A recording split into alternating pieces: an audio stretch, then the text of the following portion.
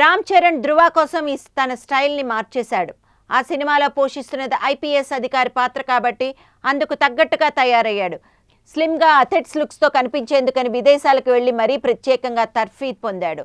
ఆహార నియమాలు కూడా పాటిస్తూ ఇదివరకెప్పుడూ చూడని లుక్లోకి మారిపోయాడు. అయితే ధృవ తర్వాత చేయబోయే కొత్త సినిమా కోసం మరోసారి చరణ్ తన లుక్ను మార్చే అవకాశం వస్తోందట.